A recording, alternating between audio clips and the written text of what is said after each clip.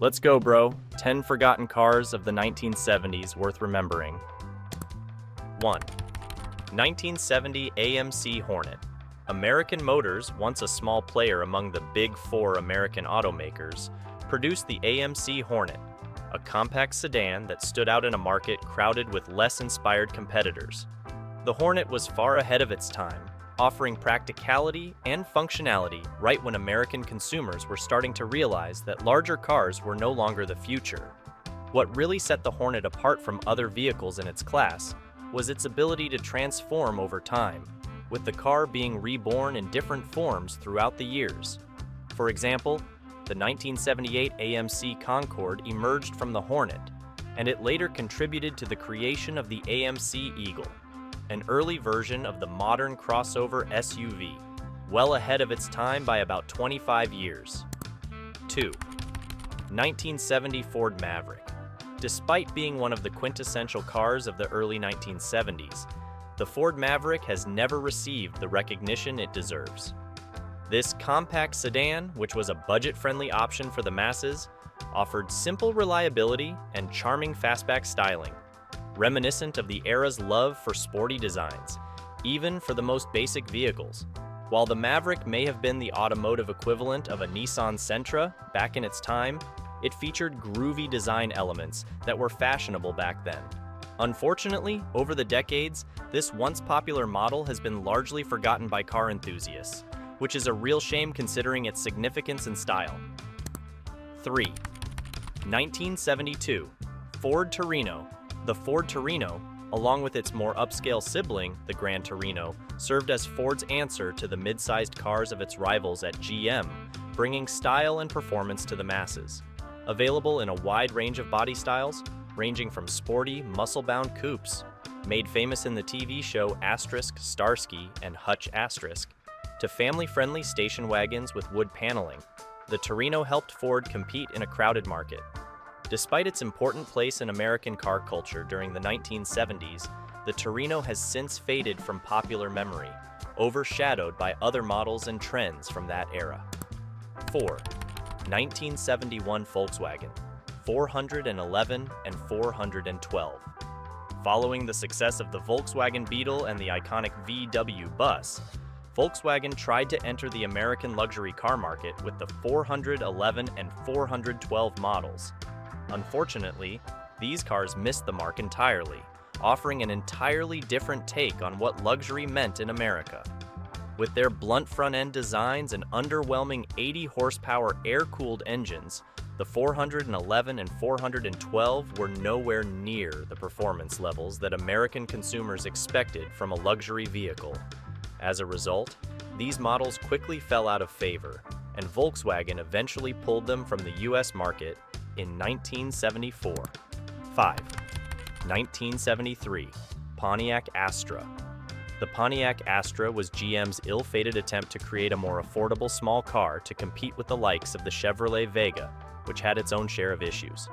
Although Pontiac tried to improve the Astra by addressing the problems that plagued the Vega, the result was still a car that was too costly for the value it offered and too similar to its Chevy counterpart. As a result, the Astra failed to capture the American market's interest and remains largely forgotten today, a victim of bad timing and poor execution. 6. 1973 Oldsmobile Omega. The Oldsmobile Omega was a product of GM's strategy of badge engineering in the 1970s, where different divisions like Oldsmobile, Chevrolet, and Buick produced virtually identical cars with minor cosmetic differences. In the case of the Omega, it was essentially a rebadged Chevrolet Nova, but it managed to carve out its own place with a slightly different design and better materials. While the Omega was a solid, dependable vehicle for its time, it became overshadowed as GM moved to the problematic front-wheel drive X-body platform, which would spell the end of its legacy. 7. 1975 Ford Granada.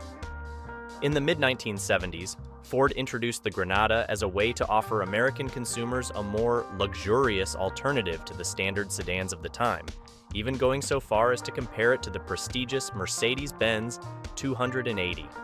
With its formal and upright design, The Granada was aimed at buyers looking for a more refined, European-inspired sedan. Despite its ambitious marketing and strong sales figures, nearly 1.8 million units sold between 1975 and 1980, the Granada has since been largely forgotten, overtaken by more exciting and innovative cars in the years that followed. 8. 1977 Datsun 200 SX. The Datsun 200 SX was a bold attempt by the Japanese automaker to enter the American sports coupe market, but it didn't quite hit the mark. With its awkward styling and lackluster performance, the 200 SX quickly earned a reputation for being sluggish and clumsy, despite its attempts to tout better fuel efficiency compared to other models like the B210. Over time, rust quickly took over many of the few 200 SX models that managed to survive, and the car faded into obscurity. However, this failure did inspire Datsun, now Nissan, to make improvements, leading to the introduction of a more successful 200 SX model in the 1980s. 9. 1975 Mercury Bobcat. The Mercury Bobcat was a badge-engineered version of Ford's Pinto, designed to appeal to consumers who wanted a more upscale version of the compact car. Ford made some effort to distinguish the Bobcat with a new, more formal grille and a boxier hood design, but one of the most laughable attempts to differentiate the two models was the tail light redesign. By simply reversing the positions of the Pinto's taillights, Ford hoped to create a unique look, but it was an obvious and ineffective modification. As a result, while Ford sold millions of Pintos, the Bobcat never managed to achieve significant sales, and only 225,000 units were sold during its brief production run. 10. 1978 Buick Century and Oldsmobile Cutlass Aeroback. By the late 1970s, GM's fascination with European car designs led to the creation of the Buick Century and Oldsmobile Cutlass Aerobacks, which featured a distinctive hatchback design that was meant to evoke a more modern, Euro-inspired look. However, American buyers quickly showed their disdain for this aeroback style, and the sales numbers were far below expectations. In fact, Buick only sold around 48,000 Century Aerobacks between 1978 and 1979. Once GM introduced a traditional sedan model in 1980, sales took off, with Buick selling 130,000 units that year, demonstrating just how much the public hated the hatchback design. Thank you for watching the video. I hope you liked everything. Drop your thoughts in the comments about the cars we talked about today. And don't forget to subscribe and like. Good luck, bro.